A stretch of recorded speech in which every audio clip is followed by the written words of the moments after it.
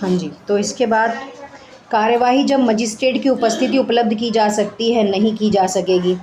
जब कोई मजिस्ट्रेट उपस्थित हो और उसे कोई सूचना देने में देरी हो रही है तो इसके प्रतिकूल प्रभाव पड़ेंगे। ऐसे मजिस्ट्रेट की आज्ञा जमाव के लिए ना तो बिखेरने के लिए कहा जाएगा और ना उसे बिखरने के लिए बल का प्रयोग किया जाएगा। खंड गा क्या बोलता है? बल के उपयोग को शासित करने वाले मुख्य सिद्धांत। यदि मजिस्ट्रेट उपस्थित हो तो ज्येष्ठ अधिकारी को पूरे सहयोग से कार्य करना चाहिए। उसके पूर्व उसे बिखर जाने का आदेश दिया जाएगा, जमाव की चेतावनी दी जाएगी। बल का उपयोग किया जाएगा आदेश के द्वारा। मजिस्ट्रेट उपस्थित होना चाहिए, कोई बड़ा पुलिस अधिकारी वहाँ पर होना चाहिए।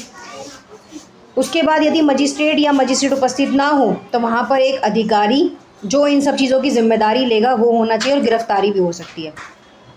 बल का प्रकार, समय, विधि, पद 7 के अधीन, सुरक्षा के अध्याधीन होना चाहिए।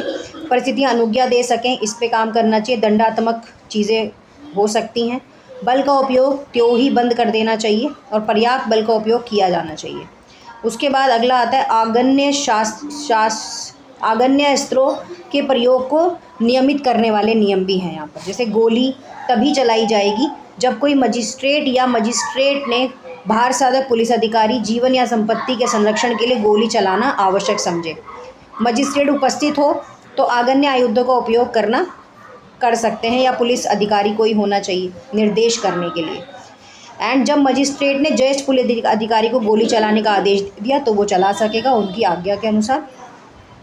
ज्येष्ठ पुलिस अधिकारी गोली चलाना बंद करने की आज्ञा दे तो उसको बंद करनी पड़ेगी। और कभी गोली चालन किया जाए तो कारण गोली का चालन हुआ है ये भी कारण कौन देगा? मजिस्ट्रेट के द्वारा दिया जाएगा। उसके बाद आगन्य शास्त्रों का प्रयोग आवश्यक होने की दशा में पुलिस अधिकारियों के पद प्रदर्शन के लिए विस्तृत अनुदेश है। यहाँ पर क्या है? तो यहाँ पर अनुदेश का अगर मैं समझने की कोशिश करूँ तो यहाँ पर है कि बिना किसी नियंत्रण, अगर कोई नियंत्रण कर रहे हैं तो ये ध्यान रखें कि किसी को क्षति ना पहुँचे। ज्येष्ठ पुलिस अधिकारी उस न्यूनतम प्रभावकारी घनफल का निर्णय लेगा जो कि आवश्यक है। गोली कब चलाई जाएगी? जब कोई व्यक्ति आपके किसी कार्य को नहीं मान रहा या उसका उल्लंघन कर रहा है। गोली चलन का बंद करना ये सब किसके हाथ में होता है? आपके क्या बोलते हैं यहाँ पर, ज्येष्ठ पुलिस अधिकारी के हाथ में होता है। उपद्रव के पश्चात पुलिस द्वारा गोली चलाना आवश्यक हो सकता है। धरनों का पथ स्थापना करना, गश्त मारना, मृतकों की मृत्यु उपरांत उनकी समीक्षा करना, घायल की चिकित्सा कराना जिसको हम MLC वगैरह बोलते हैं। 71 वाला पैराग्राफ क्या बोलता है? जिले के आवंटन से अधिक सशस्त्र पुलिस की मांग संकलन को महानिरीक्षक के दिन 6 सप्ताह से पूर्व की जाएगी। अतिरिक्त पुलिस को अपेक्षा हो कि जिला मजिस्ट्रेट आयुक्त द्वारा भेजा जाएगा। परेड कराना चाहिए, नहीं कराना चाहिए, ये अफसर सशस्त्र पुलिस के प्रदर्शन के लिए ज़रूरी होते हैं लेकिन हर बार नहीं। सिविल पुलिस स्थिति से निपटने के लिए स्पष्ट असमर्थ हो सकता है जब विसर्जन नहीं देना चाहिए चौकियों पर। पैरा नंबर 72 क्या बोलता है? राज्यपाल को साइकिल अर्दली के रूप में पुलिस अधीक्षक लखनऊ द्वारा सशस्त्र पुलिस के 6 कांस्टेबल देगा। उसके बाद मिलिट्री द्वारा व्यवहार किया जाएगा, निपटाया जाएगा। भ्रमण करेगा, दूर पर नहीं होगा लेकिन अवकाश पर तत्कालीन आवेदनों के साथ व्यवहार किया जाएगा। और इसमें इम्पॉर्टेंट यहाँ पर कुछ भी नहीं है। अब आती है आपके चैप्टर 7 जो सशस्त्र प्रशिक्षण, रिजर्व, आरक्षित जो लोग किए जाते हैं या उनके बारे में बात है। 73 क्या बोलता है कि सशस्त्र पुलिस को रिजर्व प्रत्येक जिले में बनाई रखी शक्ति पर हर जिले को नियत करेगा। सेवाएं नामावली द्वारा दी जाएंगी, नाम चढ़ेगा और उसको बताया जाएगा कि आपकी ये सेवा है। पुलिस अधीक्षक अवकाश पर रहने वाले सिपाहियों को रिजर्व के लिए समानुदेशित कर सकता है कि ये अवकाश पर हैं तो उसकी जगह आप जाओगे। सिपाहियों का अनुपात रिजर्व 11/85 से अधिक नहीं होना चाहिए। उसके बाद यहाँ पर 76 क्या बोलता है कि सशस्त्र पुलिस किसी दूसरे जिले में विशेष कर्तव्य पर प्रतिनियुक्त कर दिया जा सकता है, अन्यथा जब तक उसे निर्देश ना मिले तब तक। 77 आपसे क्या बोलता है? ये बोलता है कि रिजर्व सदस्यों को साधारण दिनचर्या के कर्तव्य में गारद मार्ग पर संरक्षण के लिए नियोजित नहीं किया जाना चाहिए। सिविल पुलिस उपलब्ध और सशस्त्र के लिए पूरक के रूप में सुरक्षित रूप से नियोजित की जा सकती है, लगाई जा सकती है। उसके बाद 78 सशस्त्र ट्रेनिंग, रिजर्व प्रशिक्षण भी हर काल में व्यायाम, बंदूक चालन, निरीक्षण ये भी होना ज़रूरी है। उसके बाद 79 जो है वो सवार पुलिस है। सवार पुलिस में कौन कौन सी पुलिस आती है? जो गश्त मारती है 79। बंदियों और कोषों के मार्ग की रक्षा करती है, तत्कालिक सूचनाएं देती है, अपराधियों का पीछा करती है, डकैतों उपद्रवों का दमन करती है, उत्सवों पर मार्ग रक्षण करती है, यातायात पर नियंत्रण करती है। ये सारी की सारी सवार पुलिस है। तो ये पैरा जो है ये आपका इम्पॉर्टेंट है, ठीक है जी।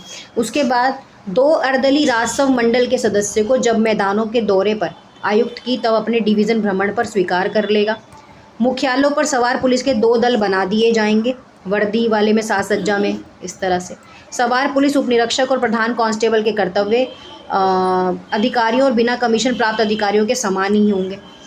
दल के मुख्यालय पर रिजर्व निरीक्षक कर्तव्य पर बाहर जाने वाले सिपाहियों के कर्तव्य सूची प्रारूप संख्या 95 में रखी जाएगी, कौन बाहर जा रहा है।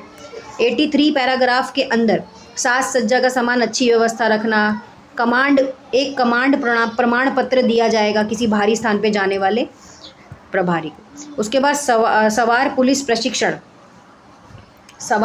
प्रशिक्षण है यहाँ पे, जो कि 84 पैरा बोलता है। इसके अंदर क्या है कि जितनी भी सेना की भर्ती हैं, स्थानांतरित सिपाही हैं, सबके सब पैरा नंबर 45 में प्रदर्शित किए जाएंगे।